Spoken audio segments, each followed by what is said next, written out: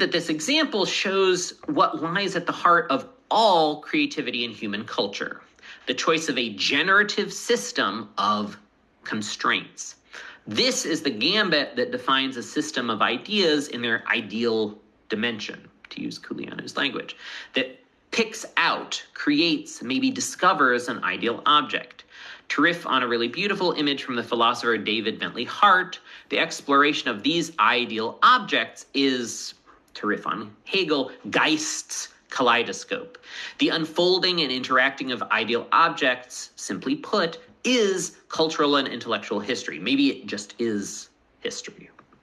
And this is also exactly what Bowden talks about with the notion of transformational creativity, the choices of rules and parameters setting up new systems of constraint. So I now return to mathematics, where we started. These authors, Philip Davis and Reuben Hirsch, give my favorite definition of mathematics: the study of mental objects with reproducible properties. This definition, which is actually kind of mind-blowing if you meditate on it a little bit, it raises a really fascinating question, which is intimately attached to this notion of the as relation. It's a question about a critical aspect of human minds, and presumably many other minds: intentionality, defined by David Bentley Hart as what the mind does when it's directed towards something under a particular aspect, the aboutness of mental activity, the directedness of the mind towards meaning, identification, recognition, purpose, an idea associated with Husserl and Brentano. So how do mathematicians intend or orient their minds towards mental objects whose properties are reproducible? More bluntly, how do mathematicians point their minds at the same mental object, using only natural language, formal language, pictures, computer exploration, diagrams, and of course lots of prior training to do so? Well, I think that mathematics can be viewed as a kind of limit case, an extreme variant of all cases of collective intentionality, that is, cases where we point our minds at the same thing, having the same aboutness. It's also a data-rich example of Culianu's ideal object. And because mathematics is more weakly coupled to the constraints of the natural world, unlike science, but like art, like genres like metal, perhaps like religions, it may be the perfect model system for working out some core ideas about cultural morphodynamics, including Culianu's idea of mind games, which is kind of dual description of all of this.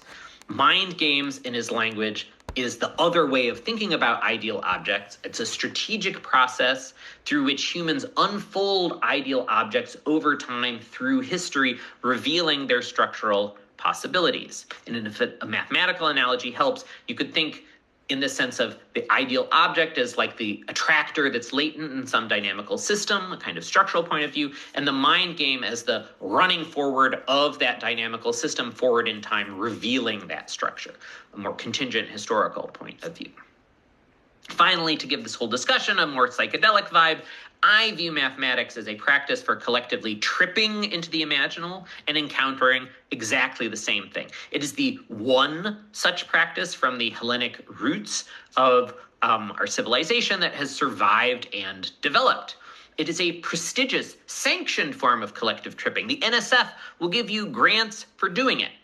So in some sense, definitionally, even if AI becomes capable of transformational creativity, there will be still a lot of stuff for human mathematicians to do.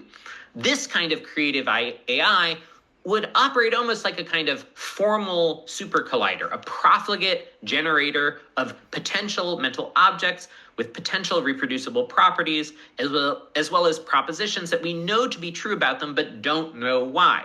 It would shift mathematics into a sort of science almost like, physics, theoretical particle physics was in the mid to late 20th century and into the early 21st century, when colliders were just producing this huge zoo of facts that theoretical physicists sought deep underlying principles to arrange and illuminate. Mathematicians, as long as they are mathematicians, will seek this Lichtung, this clearing that explains these mathematical facts and gives intentional access to these mental objects, illuminating the ideal objects that they participate in. Mathematicians, in other words, will always try to crack that barrier of meaning. Mathematics is an extreme case where we've laid down, or better, chosen so many constraints that the set of possibilities that can be explored are fully determined. They're crystalline, given the set of specifications that have gone into pointing out some ideal object for shared contemplation. This is also, since I know this has come up in the symposium, this is the reason that I think alien mathematics will ultimately be the same as ours, while it may start from different places, the working out of systems of logical possibilities will ultimately coincide. What about the ideal objects explored through art, literature, music, the artifacts that are typically studied by our friends in the humanities? Well, here the process of symbolization in Corbin's terms are not fully constrained by convention and culture as they are in mathematics. Likewise, the as relations are not picked out because they give us the power to understand or explain or control the world as in science, nor are the constraints so strong that the ideal objects are sort of completely structured and crystalline as in mathematics. Instead, the imaginal ascent of the artist, the author, the humanist touches on more expansive and flexible ideal objects. The artistic map between ground and role takes us into a zone of the imaginal that allows us to see this world always already anew, to leap beyond convention, to explore pure, inexhaustible possibility, to see the world from new perspectives and social positions. Possibility that then and only then we might seek to actualize. To conclude, I hope you can see the connection between the picture I've been developing here, focused on understanding, creativity, and culture, and Mike's picture of the Platonic space.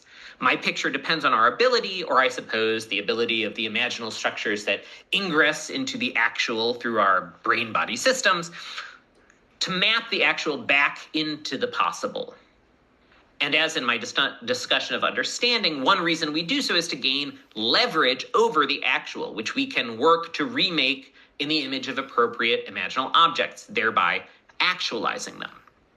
And I want to point out that Mike's picture suggests there may be a far wider range of ways to actualize imaginal objects, to call down Platonic patterns into the physical world, where I am using this call down language deliberately to evoke Neoplatonic practices like theurgy, in which appropriate configurations of matter call down non-corporeal intelligences.